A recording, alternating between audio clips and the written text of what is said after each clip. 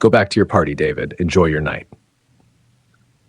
The words would cut through the air like ice, but before Amara spoke them, before everything shattered, there was hope. There was a beautiful emerald dress and a woman who believed in love. But sometimes the grandest stages host the cruelest betrayals. Before we continue, please hit that subscribe button and turn on notifications so you never miss our dramatic stories. And to my loyal family who've been rocking with us, drop a comment below and tell me where you're watching from. The invitation arrived on a Tuesday morning, slipped between bills and advertising flyers. Amara pulled it from the mailbox, her fingers tracing the gold-embossed lettering that caught the sunlight. Sterling Industries Annual Gala, it read. The letters dancing across cream-colored cardstock that probably cost more than her weekly grocery budget. David, she called out, pushing open the front door of their modest but lovely home. The scent of her husband's cologne lingered in the hallway. He'd left for work early again, the third time this week. She set the invitation on the kitchen counter where he'd see it. Her heart fluttering with excitement. This was it.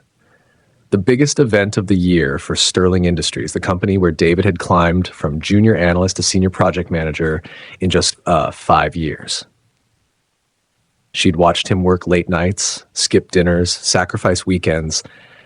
This gala was his moment to shine, and she wanted to be there, radiant on his arm, showing the world that behind every successful man was a woman who believed in him. By the time David came home that evening, Amara had already researched the venue, the Grand Meridian Hotel, 5 stars, where governors and celebrities held their events. She'd even looked up photos from last year's gala, studying the elegant gowns and sharp tuxedos. You saw it? David asked, loosening his tie as he entered the kitchen. His voice carried something Amara couldn't quite place. Hesitation? Nervousness? Of course I saw it. David, this is amazing. She wrapped her arms around his waist from behind, resting her cheek against his back. I'm so proud of you. We need to start planning. I need to find the perfect dress, and you'll need... Amara. He turned to face her, his hands gentle on her shoulders. It's just a work event. You don't have to come if you don't want to. She blinked, pulling back slightly. Don't want to? David, I've been waiting for this. I want to be there with you. Something flickered across his face. Was it guilt? Fear? It vanished so quickly she thought she'd imagined it. Of course. Yeah, that's great, honey. I just meant, these corporate things can be boring. Boring? She laughed, swatting his arm playfully. Your wife gets to dress up and celebrate your success. That's not boring. That's a dream. David smiled, but it didn't quite reach his eyes. Right, you're right. I'm just stressed about work. He kissed her forehead quickly. I need to make some calls. Work stuff. As he retreated to his home office, Amara stood in the kitchen, the invitation in her hand, a small knot forming in her stomach. She shook it off. He was just stressed. Nothing more. The following Saturday, Amara met her best friend Zara at the shopping district downtown. Zara was everything Amara loved in a friend. Bold, honest, fiercely loyal, with a laugh that could fill a room. Girl, you're going to shut that gala down, Zara declared, pulling a stunning emerald green dress from the rack. The fabric shimmered under the boutique lights, elegant and sophisticated, with a subtle slit that whispered confidence rather than screamed it. Amara held it up against herself in the mirror. The color made her dark skin glow, brought out the warmth in her eyes. It's perfect. More than perfect. David won't be able to take his eyes off you. Zara grinned, then her expression turned serious. How's he been lately? Still working those crazy hours? You know David, always pushing himself. Amara tried on the dress, admiring how it hugged her curves. He's been a bit distant this week, but I think it's just the pressure of the gala. Zara's eyes narrowed slightly. Distant how? Just preoccupied. Taking calls in the other room. Coming to bed late. Amara turned from the mirror. Am I overthinking this? Probably, Zara said, but her tone suggested she wasn't entirely convinced. But trust your gut, Amara. Always trust your gut. The week before the gala crawled by with agonizing slowness. David's strange behavior intensified. He jumped whenever his phone rang. He'd grown quiet during dinner, yes, pushing food around his plate while lost in thought. Twice, Amara caught him staring at her with an expression she couldn't read, something like regret mixed with dread. David, what's wrong? She asked one night as they lay in bed, the darkness making it easier to voice her fears. Nothing's wrong. Why would anything be wrong? You've been different. Talk to me. He rolled toward her, his hand finding hers in the dark. I love you, Amara. You know that, right? The urgency in his voice startled her. Of course I know that. I love you too. Good. That's good. He pulled her close, holding her tighter than usual as if she might disappear. The night of the gala arrived wrapped in golden sunset light. Amara stood before the full-length mirror in their bedroom, hardly recognizing herself. The emerald dress fit like it was made for her. She'd styled her hair in elegant curls that cascaded over one shoulder. Her makeup was flawless, subtle but striking. You look beautiful, David said from the doorway, and for a moment she saw the man she'd fallen in love with, the one who'd pursued her relentlessly 3 years ago, who'd promised her the world. Thank you. She smiled, reaching for his hand. Ready? His fingers tightened around hers. Amara, if anything happens tonight, what could happen? It's just a party. She kissed his cheek, tasting his tension. Come on, let's go celebrate you. The drive to the Grand Meridian was quiet. David's hands gripped the steering wheel too tightly, his jaw clenched. Amara watched the city lights blur past her window, that knot in her stomach growing heavier with each mile. They pulled up to the hotel, valets rushing to open doors. The entrance glowed with elegant lighting, red carpet rolling down the steps, photographers capturing arrivals. David helped Amara from the car, his hand trembling slightly against her back. As they walked through the grand doors into the ballroom, Amara gasped. Crystal chandeliers hung like frozen waterfalls from the ceiling. Round tables draped in white linen surrounded a polished dance floor. Men in tuxedos and women in designer gowns mingled with champagne flutes, their laughter creating a symphony of success and sophistication. It's beautiful, Amara whispered. David didn't respond. His entire body had gone rigid beside her. Amara followed his gaze across the room and understood why. Standing near the bar, commanding attention like gravity itself, was a woman who could only be described as stunning. Tall, with skin like honey and hair that fell in perfect waves down her back. She wore a crimson dress that probably cost more than Amara's car. Every eye in the room seemed drawn to her. But what made Amara's heart drop wasn't the woman's beauty. It was the way David looked at her. It was the fear in his eyes. It was the way the woman's gaze locked onto David across the crowded room and a slow, knowing smile curved her perfect lips. David. Amara's voice came out barely above a whisper. Who is that? David's silence was answer enough. Amara watched as the woman in crimson began moving through the crowd, her walk deliberate, purposeful. People parted for her like the Red Sea, their conversations pausing as she passed. We should find our table. David said quickly, his hand pressing against Amara's lower back with more force than necessary. But it was too late. The woman had already locked onto them, her heels clicking against the marble floor with the precision of a countdown. Up close, she was even more breathtaking. Flawless makeup, diamonds at her throat that caught the light with every breath, and eyes that assessed Amara from head to toe in a single, devastating glance. David. Her voice was smooth as silk, rich as honey. It's been a while. Helena, David's voice cracked slightly. He cleared his throat. I didn't know you'd be here. Didn't you? Helena's smile never wavered. Her gaze shifted to Amara, lingering just long enough to make it uncomfortable. And you must be the new wife. How lovely. The way she said new made it sound temporary, disposable. Amara, David said, his voice strained. This is Helena, my ex-wife. The world tilted slightly. Amara had known David was married before. He'd mentioned it once, briefly, calling it a mistake from his youth. But he'd never shown her pictures, never spoken her name, never prepared her for this. Ex-wife, Amara managed, extending her hand with a grace she didn't feel. It's nice to meet you. Helena's handshake was firm, her skin cool. Brave of you to wear green. It's such a tricky color, so easy to look washed out. Her eyes sparkled with false sympathy. But you pull it off adequately. Amara felt the sting, but kept her smile fixed. Thank you. Red is lovely on you too. Classic choice. Isn't it? Helena turned back to David, dismissing Amara completely.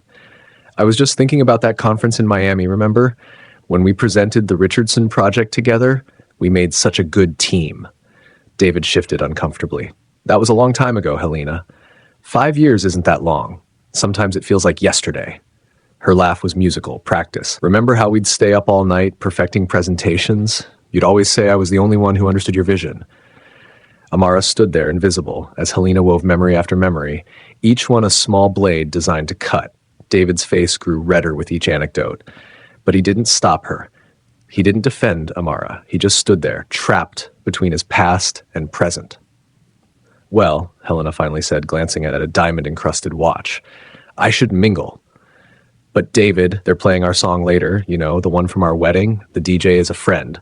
Perhaps we could have one dance, for old time's sake? Before David could answer, she was gone, leaving behind a cloud of expensive perfume and unspoken threats. Amara turned to David slowly. Our song?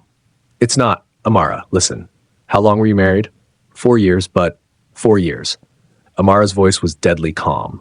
You were with her for 4 years, and you never thought to mention she looked like a supermodel, that she worked at your company, that she'd be here tonight?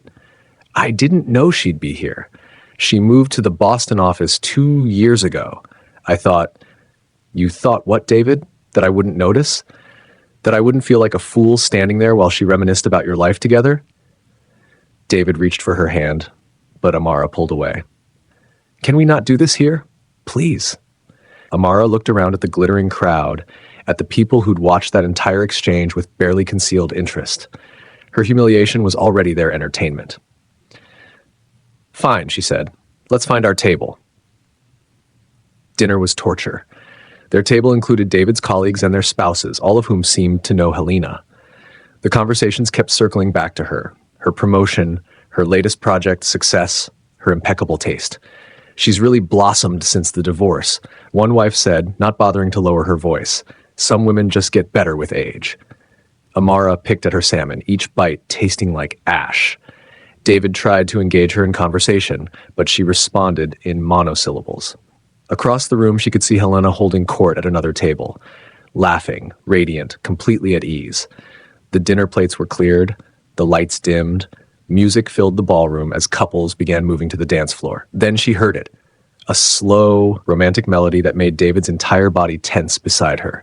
Ladies and gentlemen, the DJ's voice boomed, this next song is a special request for all the lovers out there, past and present. Helena appeared at their table like a vision, her hand extended toward David. Come on, don't tell me you've forgotten how to dance. Helena, I don't think. It's just a dance, David. Don't be rude. Her eyes flicked to Amara. You don't mind, do you? After all, it's just a song. Every eye at the table turned to Amara. She felt trapped, cornered. If she objected, she'd look insecure, jealous. If she agreed, she'd watch her husband dance with his ex-wife to their wedding song. Go ahead, Amara heard herself say. It's just a dance. David stood reluctantly, throwing Amara an apologetic look that did nothing to ease the knife twisting in her gut. She watched them walk to the dance floor, watched Helena's hand slide into David's, watched her press close to him as the music swelled. They moved together with the ease of long familiarity, their bodies remembering what their minds might have forgotten. Helena said something that made David shake his head. She laughed, leaning closer. And then it happened. In one fluid motion, Helena tilted her face up, her hands sliding around David's neck, and kissed him. Not a peck. Not an accident. A full, passionate kiss that seemed to stop time itself. The music played on, but Amara couldn't hear it anymore. She couldn't hear anything except the rushing of blood in her ears, the pounding of her heart, the shattering of something precious and irreplaceable inside her chest. Camera phones lifted around the room. Flashes went off. Whispers erupted like wildfire. And David stood there for 3 eternal seconds before pushing Helena away, his face a mask of horror as his eyes frantically searched the crowd. Searching for Amara, time moved like honey. Amara watched David's lips form her name across the dance floor, watched him push Helena away with hands that had held her own just hours before. Around her, the whispers grew louder, sharper, cutting through her shock like broken glass. Did you see that? His wife is right there. How embarrassing. Amara stood slowly, her legs somehow steady despite the earthquake happening inside her chest. Every instinct screamed at her to run, to cry, to make a scene. But her grandmother's voice echoed in her mind. A woman's dignity is her crown. Never let them see you break. David was pushing through the crowd now, his face pale, his mouth moving in explanations. Amara couldn't hear and didn't want to. Helena stood on the dance floor, a small smile playing at her lips, satisfaction radiating from her like perfume. Amara, please. David reached her, his hands outstretched, desperate. It wasn't what it looked like. She kissed me. I would never. Amara watched David let his ex-wife kiss him in public and realized everything she'd been sensing all week was true. His excuses meant nothing. 3 seconds of silence were enough. She left the party with her dignity intact, refusing his pleas, and walked into the night. Outside, she ran into Marcus, her ex-fiancé, the man she'd once left for David. He offered her kindness, respect, and a ride home. When David tried to order her back, Amara said no and chose Marcus's help instead. She drove away, leaving David humiliated as his ex-wife hovered at his side. That night, David unraveled. Amara blocked his calls, emptied only her half of their joint account, and sent divorce papers, clean, final, emotionless. A photo later confirmed his worst fear. Amara was with Marcus again, laughing freely. By morning, David understood the truth. He'd ignored warnings, failed to protect his wife, and lost her through cowardice. When he went to her parents' house begging for answers, they shut the door on him, reminding him he'd lost a woman who loved him with loyalty, and that loss was permanent. He sat in his car outside their house, watching Mr. Johnson load boxes into a truck, each one containing pieces of the life David had destroyed. His phone buzzed with messages from colleagues asking about the incident at the gala. Social media was buzzing with speculation. Someone had recorded the kiss, and it was circulating online. His professional reputation, already damaged, was crumbling. His marriage was over, and the woman he loved was with the man he'd stolen her from. David had won Amara 3 years ago by being bold, persistent, relentless. Now he'd lost her by being exactly the same. 3 months later, David sat in his darkened office at Sterling Industries, staring at a computer screen he couldn't read through exhausted eyes. His reflection in the black monitor showed a man he barely recognized. Hollow cheeks, unkempt beard, eyes ringed with purple shadows. The company had demoted him after the gala scandal. Client confidence had wavered. His team avoided him. Helena had transferred back to Boston, bored with her conquest, leaving chaos in her wake. His phone buzzed with a notification. Against his better judgment, he opened it. New episode, Rising from Betrayal, the breakthrough podcast featuring Amara Cole. His heart stopped. He clicked the link with trembling fingers. There she was, sitting across from the podcast host in a sleek studio, wearing a navy blue power suit that made her look like royalty. Her hair was styled differently, shorter, bolder. Her makeup was flawless. But it was her eyes that struck him. They sparkled with life, with purpose, with a confidence that took his breath away. So Amara, the host said, your company, Cole Consulting, has been making waves in the business world. 3 months old and already landing major contracts. Tell us how you built this from the ground up. Amara's smile was genuine, warm. I built it from pain, honestly. Sometimes our breaking points become our turning points. I spent years supporting someone else's dreams, making myself smaller so he could feel bigger. When that ended, I had a choice: stay broken or rebuild myself into something stronger. You're being modest. Your business model is revolutionary, and I hear you have a partner who's been instrumental in your success? The camera panned to show Marcus sitting beside Amara, professional and polished. Marcus Cole, co-founder of Cole Consulting, though we should clarify. Amara's voice was firm. We're business partners only. Marcus believed in my vision when I needed someone to. But this company, this success, it's mine. I built this. David paused the video, his chest tight. She'd taken back her maiden name, started a company, become the woman she'd always had the potential to be. He scrolled through the comments. She's glowing. This is what healing looks like. Her ex must be kicking himself. He was. God, he was. David forced himself to keep watching. The interview continued. Amara discussing business strategies, growth plans, her vision for empowering other women in corporate spaces. You mentioned a breaking point, the host said carefully. Without going into specifics, what advice would you give to women who are going through public betrayal or humiliation? Amara's expression sobered. Remember, your worth isn't determined by how someone treats you. It's determined by how you treat yourself. When someone shows you who they are, when they show you that they'll protect their comfort over your dignity, believe them, and then walk away with your head high. Even if you still love them? Especially if you still love them, because love without respect is just another word for self-destruction. The video ended. David sat in silence, her words echoing in his empty office. His phone rang, unknown number. He almost didn't answer.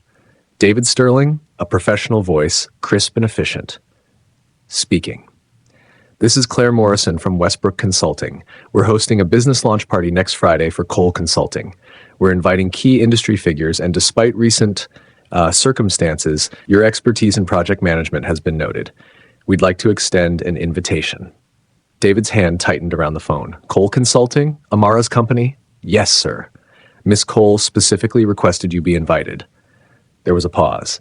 She asked me to include a personal note. What does it say? You taught me what I deserve. Thank you. The line went dead. David stared at the invitation when it arrived by courier the next day. Heavy cardstock, elegant design, Amara's company logo embossed in silver. The event was at the Grand Meridian, the same hotel where everything had fallen apart. Was this closure, revenge, or something else entirely? His friend Marcus, not Marcus Cole, but Marcus Chen from accounting, visited his office that afternoon, concerned by David's deteriorating state. You look terrible, man. I feel worse. David showed him the invitation. Marcus whistled low. You going? Should I? Do you want to? Marcus leaned against the desk. Look, I'll be honest. Everyone's seen her transformation. She's everywhere. Podcasts, business magazines, LinkedIn. She's become the symbol of success after adversity. And you're the cautionary tale. I know. So what do you want? Forgiveness? Another chance? To apologize? David thought about it, really thought about it. I want her to know I understand now, that I see what I destroyed, that she deserved better than what I gave her. Then go. But don't go expecting anything back. This isn't about you anymore. The week crawled by. David cleaned himself up, shaved, got a haircut, bought a new suit. Not for Amara, but because he owed it to himself to face this with dignity. Friday arrived wrapped in autumn rain. David stood outside the Grand Meridian, the same steps where Amara had walked away from him 3 months ago. Through the windows, he could see the celebration in full swing. Elegant guests, champagne flowing, success radiating from every corner. And in the center of it all, surrounded by admirers and well-wishers, stood Amara. She wore gold tonight, a color that made her look like the sun itself. She was laughing at something Marcus Cole said, her hand on his arm, comfortable and at ease. David's chest ached with a loss so profound it felt like drowning, but he straightened his shoulders, took a deep breath, and walked inside. The ballroom hummed with success. David stood just inside the entrance, watching Amara command the room with effortless grace. She moved between guests like a queen among her court, confident, radiant, transformed. This wasn't the woman who'd walked away 3 months ago. This was someone entirely new, forged in fire and emerged as gold. Marcus Cole never left her side, but David noticed something. Their dynamic wasn't romantic. It was respectful, equal. Marcus looked at Amara the way a partner should, with admiration, not possession. David Sterling, a colleague from another firm, approached, eyebrows raised. Brave of you to show up. I was invited. Doesn't make it less brave. The man moved on, leaving David standing alone in a sea of networking professionals. For an hour, David watched from the margins. Amara never looked his way, though he knew she'd seen him. She was too aware, too deliberate in her movements. She was making him wait, making him feel invisible the way she'd felt that night. He deserved it. Finally, as the crowd thinned and guests began moving to the balcony for the champagne toast, Amara stepped outside alone. David saw his chance and took it, his legs carrying him forward before courage could abandon him. The balcony overlooked the city, lights twinkling like earthbound stars. Amara stood at the railing, her gold dress catching the breeze, her profile serene. Amara. She didn't turn, but her shoulders tensed slightly. David, thank you for inviting me. I didn't do it for you. Her voice was calm, matter of fact. I did it for me, to prove I could stand in the same room as you and feel nothing but peace. The words cut deeper than anger would have. David stepped closer, careful to maintain distance. You look incredible. This company, everything you've built, I'm proud of you. Your pride means nothing to me anymore. Silence stretched between them, filled with city sounds and unspoken regrets. I came to apologize, David said finally, not to ask for forgiveness. I don't deserve that. but to tell you I understand now what I destroyed." Amara turned then, her eyes meeting his. They were clear, unburdened by the pain he remembered. "What do you understand, David? That I was weak, that I let Helena humiliate you because I was too concerned about making a scene, too worried about my own comfort. I chose myself over you when it mattered most." "You did?" She nodded, no emotion in her voice. "But do you understand why that was unforgivable?" David swallowed hard. "Tell me." "I loved you with everything I had," Amara said, her words precise as glass. "I left a good man for you. I gave up my career ambitions to support yours. I made myself small so you could feel big. And when it counted, when someone disrespected me publicly, you stood there. You stood there for 3 seconds, and that told me everything. I'm sorry. God, Amara, I'm so sorry." "That kiss wasn't the betrayal, David." Her voice remained steady, controlled. "Your weakness was. You showed me who you really are, someone who crumbles under pressure, someone who values perception over protection, someone who couldn't defend his wife because he was too busy being flattered by his ex." David's eyes burned with unshed tears. "Tell me how to fix this. Please, I'll do anything." Amara studied him for a long moment, her expression unreadable. Then she shook her head slowly. "You can't fix what you broke, but you can learn from it." "I have learned. I've changed." "In 3 months?" A sad smile touched her lips. "David, I spent 3 years trying to be enough for you. 3 years wondering why I wasn't as interesting as your work, as captivating as Helena's memory, as important as your image. Now I know, it was never about me not being enough. You were never enough for me." The truth of it hit him like a physical blow. "I don't hate you," Amara continued softly. "I actually thank you. You shattered me so completely that I had no choice but to rebuild myself stronger.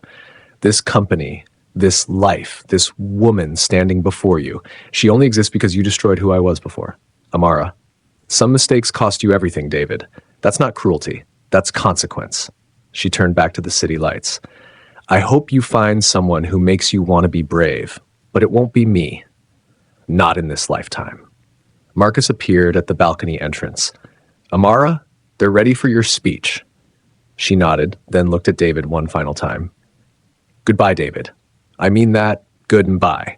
She walked past him without another glance, her gold dress shimmering under the lights, her head high, her spirit unbroken. David stood alone on the balcony, watching through the glass as Amara took the stage. The room erupted in applause. She smiled, genuinely, joyfully, surrounded by people who valued her, supported her, celebrated her. Marcus stood beside her, but not as a lover, as an equal. David understood then what he'd truly lost. Not just a wife, but a partner. Not just a woman, but a queen who'd chosen him and whom he'd failed to cherish. Inside, Amara raised her champagne glass. "To new beginnings," her voice carried through the speakers. "To knowing your worth, to walking away from what breaks you and building what makes you whole." The crowd cheered. David turned away from the window and walked toward the exit. Some lessons came too late. Some chances, once lost, never returned. Behind him, Amara's laughter rang out, free, unburdened, victorious. She had moved on, and David would spend the rest of his life remembering the woman he'd been too foolish to keep. As our elders say, the antelope that insults the lioness forgets she has claws. David learned too late that Amara was never just a wife. She was a queen who chose him. And queens don't beg for respect. What did you learn from this story? Drop your thoughts below, and if you love this tale, smash that like button and subscribe for more powerful stories about love, betrayal, and redemption. Until next time, family.